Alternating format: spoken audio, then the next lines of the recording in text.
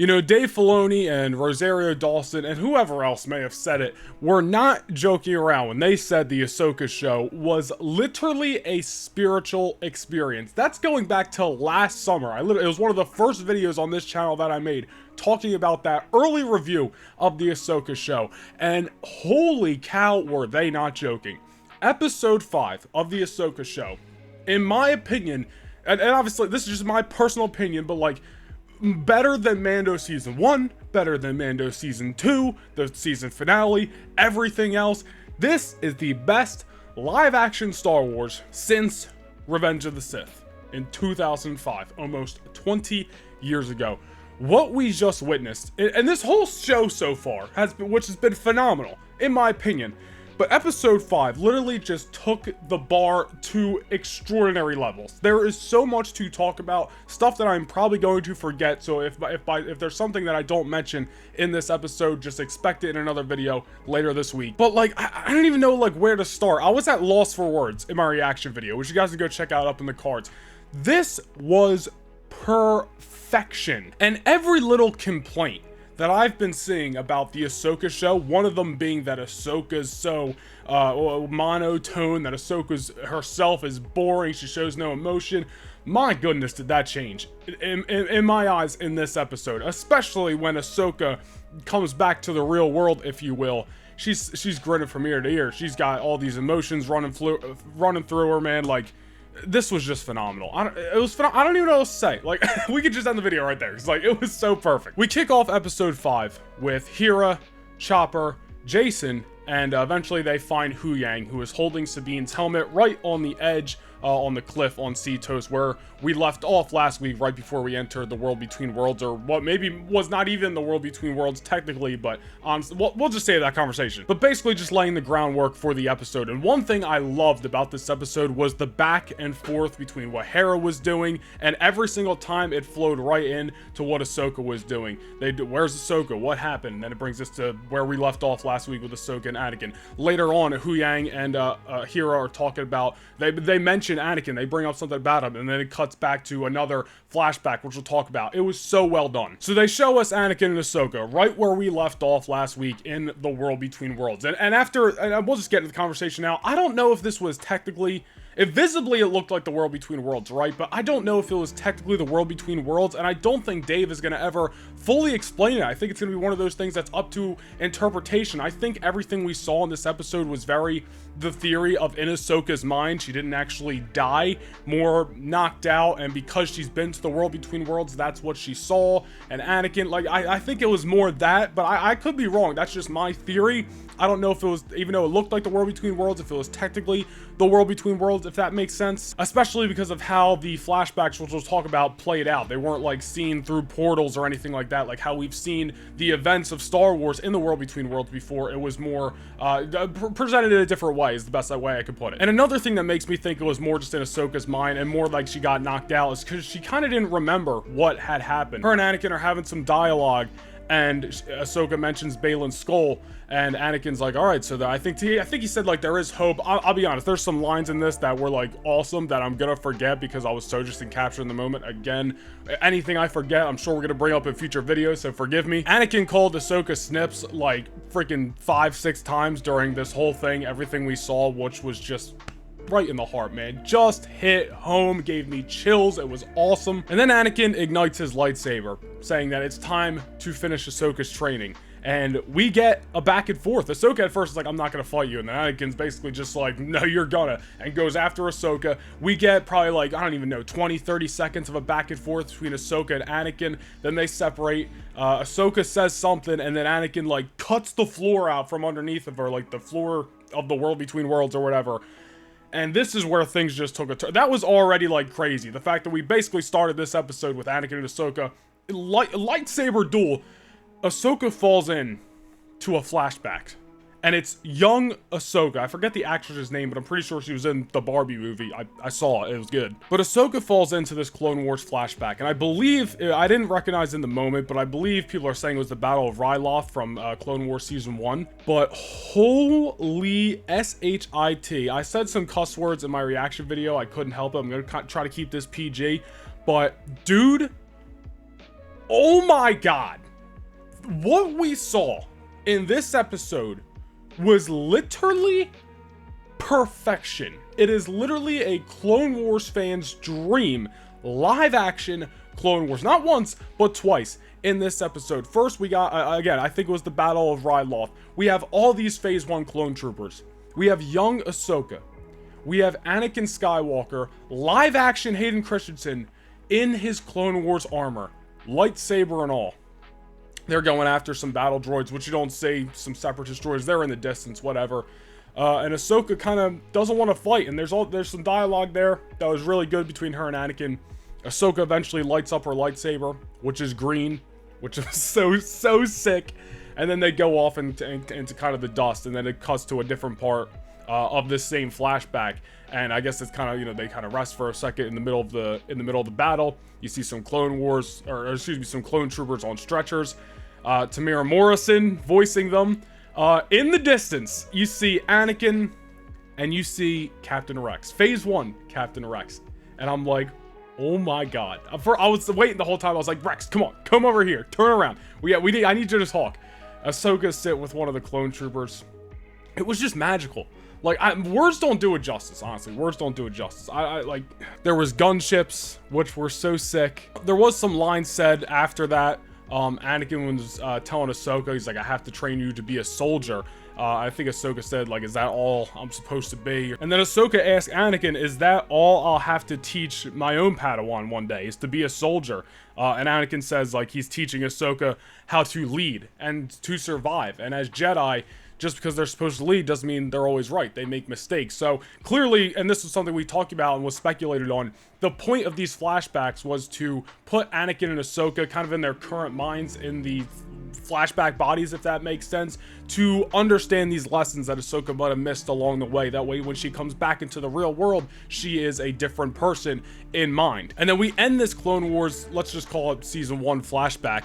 We see Anakin and a bunch of troopers going off in the distance, and then there's like a flash, and Ahsoka sees it, and it's like Anakin flashes into Darth Vader, and then back to Anakin, and I'm like, holy crap, dude. Like, this scene was already awesome, but then just that little moment that they ended it with, beautiful, beautiful. We're gonna jump around here. So before we talk about the Clone Wars Season 7 flashback, we did cut to Hera at some point. And Jason's there, and I think this actually happened right before the Season 7 flashback. I'm gonna have to watch it back, which is gonna happen a lot this week. I'm probably gonna watch this more than I've rewatched any live action show in the first week of its release ever. Like, I've watched episodes 1 through 4 over and over again, but like, I'm gonna watch episode 5 like every day, multiple times for the next week until 6 comes out. Like, oh my god. But a couple of interesting things happen. Hu Yang says that the map that Baylan put his lightsaber through last week is broken beyond repair, which I thought was interesting, because the first time they showed Hu Yang,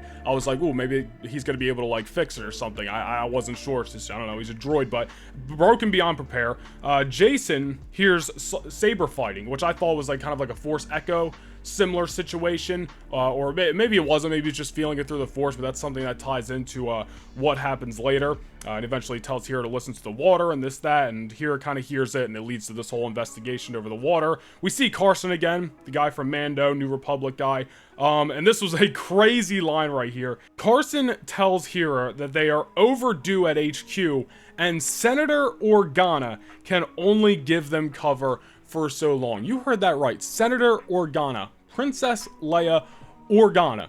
We didn't see her in this episode, but I think we might eventually, because I don't think they would have dropped that line. Maybe, like, listen, maybe they would have, because like, she wasn't really, even though she's a part of this world right now, she wasn't a name, at least from what I've seen, that was talked about a lot, like, oh, she might be in the show. There were small rumors, but it wasn't like a big speculation thing, so maybe they'll just leave it at the line. But I don't know, man. Dave does things with purpose, so I don't think he would have dropped that line if we don't see Senator Organa eventually. And like, it didn't happen in this episode, which, oh my god, if they threw that in this episode too, it would have just taken even more over the top. But we didn't get her. I thought we were going to get her near the end, but we didn't see her. But I definitely think we see Leia Organa at some point, especially since Hera didn't go to the New Galaxy, which again, we'll talk about.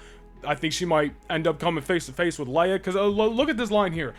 Carson again tells Hera that Senator Organa can only give them cover for so long. So to me, that tells us that Leia and possibly Luke as well are kind of in the understanding and kind of, you know, believe what Hera and Ahsoka and Sabine are kind of up to right now. They kind of believe in the whole Thrawn thing, if that makes sense. It's all tying in, man. Heir to the Empire. Put it in the theaters, dude. I love this shit. We are jumping all around here, but let's talk about, yeah, Jason. Here's the saber fighting in the water. Here's a 2, leads to this whole investigation. Eventually, we get a Season 7 Clone Wars flashback, and not just any Season 7 Clone Wars flashback. We got the Siege of Mandalore. We didn't see Darth Maul, which would have been, again, just like Leia, would have taken this thing over the freaking top. But I don't think they probably threw like Maul in there and Leia in there because they didn't want to overshadow what was really going on and just throw a bunch of, you know, appearances, like a bunch of cameos in there when it was really about Anakin, Ahsoka. They gave us Rex, which was cool, but it was more about the lessons and that. So I understand. But we get into this Siege of Mandalore flashback there. We have Mandalorians, which Ahsoka is dicing up, which is freaking sick. Young Ahsoka still, by the way. Season 7 outfit, which was awesome. There's 3 32nd troopers, freaking all painted up with Ahsoka's paint on the helmets, which is also insane. There's 501st troopers in the background. Revenge of the Sith Anakin comes up behind Ahsoka. So obviously, again, this is Season 7, so they're not wearing their Clone Wars, you know, he's not wearing his Clone Wars armor. He's wearing his Revenge of the Sith armor. And Anakin doesn't even know this battle. It's the Siege of Mandalore, which right before the Siege of Mandalore, of course, was the last time Ahsoka and Anakin saw each other in the Clone Wars. So he's kind of unfamiliar with what's going on, at least at this moment. And through all this dialogue, it kind of seems like Ahsoka almost holds a bitterness towards Anakin. At least she tells him Anakin is more powerful and dangerous than anyone realized, and that kind of triggers something in Anakin where it's like, is that what this is about? Like, do you still hold a grudge against me for what happened? Because one of the big things we've been talking about is Ahsoka not forgiving herself for what happened to Anakin, almost blaming herself, which that definitely is a part of it, but maybe she also holds bitterness towards Anakin for everything that happened. And I think that kind of came out in this moment because that kind of fired up Anakin a little bit and was like, all right, basically next lesson. Anakin, his back is to Ahsoka. He lights up what is now a red lightsaber, turns around. He's got Sith eyes. So even though we didn't get the Mustafar thing, we didn't get Mustafar in this episode, which I don't know. I want to know if they filmed it and then it just got cut, because that would be insane to see in like a deleted scene or something, or if they just never actually did it and we've just been under the impression that we were going to get it this whole time. But either way, this was like Anakin on Mustafar about to fight Obi-Wan, like that, with a red lightsaber, if you will. It's like Darth Vader, but he didn't become Darth, he's not wearing the suit, you know what I mean? But Anakin's got the Sith eyes, he's got the red lightsaber. Him and Ahsoka start going at it a little bit. He kicks Ahsoka back basically into the world between worlds, out of the flashback, and then through the fog, through the mist, we hear Darth Vader's breath. Anakin comes through with a flash of Darth Vader, like how we kind of saw earlier, kind of flashes from Anakin to Vader back to Anakin. They start going at it again. At one point, they're up close, and Ahsoka, or I should say Anakin hits Ahsoka's lightsabers away, and then Ahsoka kind of grabs Anakin's lightsaber, or Vader's lightsaber, whatever you want to say. I didn't get a close look at what the actual hilt looked like.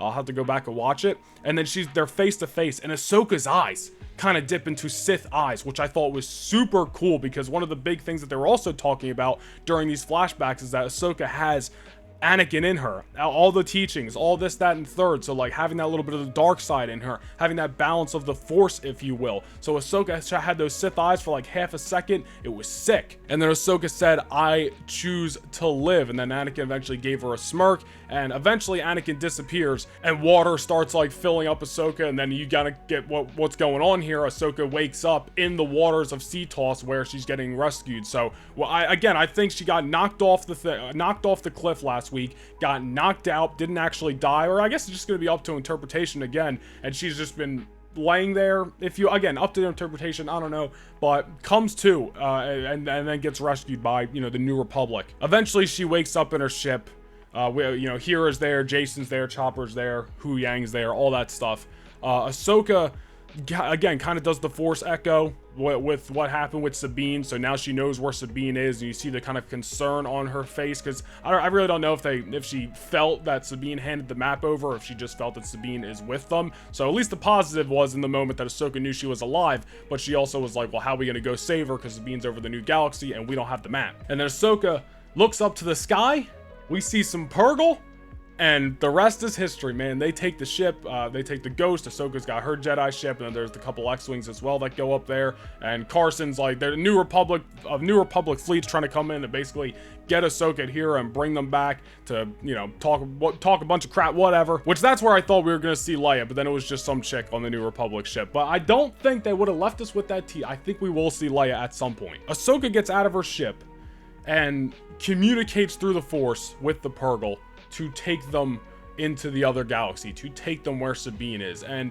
Ahsoka gets back into the ship with Huyang. They fly her Jedi ship, I'm sorry, I forget what it's called, into the mouth of one of these gigantic, one of the bigger Purrgils. Hera doesn't go, which I thought was weird. Hera stays behind, so remains to be seen what's going to happen there. Maybe she'll, I don't know, maybe she'll get Zeb. Maybe Ahsoka's going to try to send her coordinates somehow. I don't know, but I thought that was a little weird. I guess we'll see what happens with Hera. And then the episode ends with the Purrgil going into hyperspace, and Ahsoka and Huyang are along for the ride. And one of the coolest parts about this was not only the fact that the theory that they were going to use the Purrgils to go to the new galaxy comes to life, but if you pay attention close enough, you see Ahsoka is wearing all white. She's got a new getup, all white. So Ahsoka entering her Gandalf era, entering her Ahsoka the White era. It was just beautiful, man. And the shots were awesome. Everything was real bright, kind of gave you that new sense of life feel for Ahsoka. Ahsoka was smiling, she was like happy, she was kind of excited to go on this trip. She felt like she had some answers, maybe some closure with Anakin. And like, it was just so good, man. And again, I'm sure there's things I'm forgetting from this episode, but there was just so much that happened. And like, literally, I swear to God, there was not one wasted minute in this episode, and so many little things to pick up on that anything that I missed, I'm gonna make some more videos on this week. But I freaking love this episode. My favorite episode of anything live action that has come from Disney Star Wars. My favorite Star Wars. And if we're discounting, you know, let's just discount the animated shows like Clone Wars, Rebels, Tales. But my favorite Star Wars since Revenge of the Sith. It was freaking awesome, man. It's live action Clone Wars, Anakin and Ahsoka, everything we saw going on in the current galaxy, like it was just perfection, man. This is why I say, in Dave we trust. If this show isn't the glaringly obvious decision to give Dave Filoni the keys to the kingdom, then nothing ever will be. This was perfect. And if you disagree, your opinion, but I think you're wrong. I don't even know what else to say, man. I freaking love this episode. It was absolute perfection in my opinion. And we're going to be talking about this episode and what's going to happen next. So much more on the channel this week, so definitely be sure to subscribe, as we are on the road to 1,000 subscribers, and we do have a massive Black Series giveaway with some mystery accessories, which I'm not sure what they're going to be yet, but we're going to have some bonus things in the giveaway coming when we hit 1,000 subscribers. So be sure to hit the subscribe button down below, and go check out the Noah Nation merch store linked down in the description. Get some brand new Rogue Nation merchandise, so brand new, I don't even have none of it yet, but it's coming, and I hope you guys pick up some stuff. I'll be rocking it in some future videos. And leave your thoughts down below in the comments of what you thought on Ahsoka episode 5 and the absolute spiritual experience that it was. I hope you guys enjoyed this video. I'll see you guys in the next one. Peace.